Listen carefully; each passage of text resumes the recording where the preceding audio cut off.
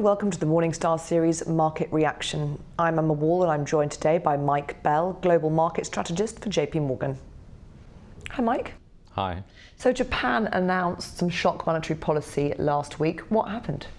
So they cut deposit rates into negative territory at minus 0.1%, but fundamentally as well not applying that to all of the reserves so that banks won't be penalised too much. It's quite interesting because it seemed like quite a shock to markets, whereas in the West we're so used to having interest rate rises now, have a lot of preparation. Why was it such a shock?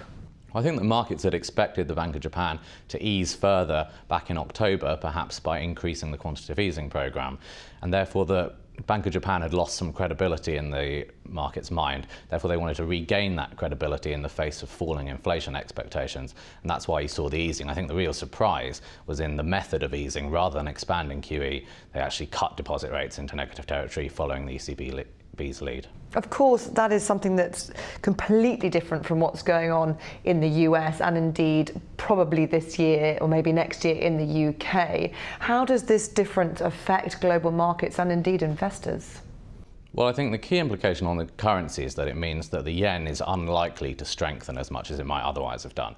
The yen looks very cheap relative to other currencies, and we therefore thought that the yen would strengthen, but if you're going to get continued easing from the Bank of Japan, that probably caps any yen strength. It may not weaken that much further, but it caps any yen strength, and that should be supportive for Japanese equities. Generally, when you've seen this cut in interest rates, that's boosted the equity market. So we think that Japanese equities are probably quite well supported as well. Of course, that is what we saw way back when we started to cut rates in the UK and indeed in the US. Along with quantitative easing, that helped to let markets, well, soar for 5 years following the credit crisis, didn't it?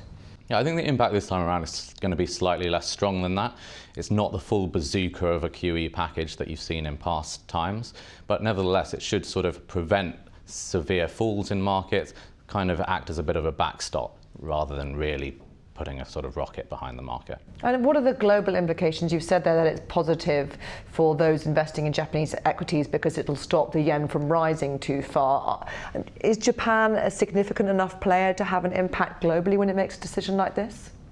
Well, I think really the key implication is that other central banks such as the ECB can follow it. And by what they've done with interest rates and not applying it to the whole of the excess reserves, it means that central banks can cut interest rates rather further than they would otherwise have been able to. So it wouldn't be surprised to see interest rates in Europe and in the Japanese economy go quite a bit further down than we thought before. So you could see further deposit rate cuts both from the Bank of Japan and from the ECB, and that should be broadly stimulative for those economies and for the equity markets. Mike, thank you very much. Thank you.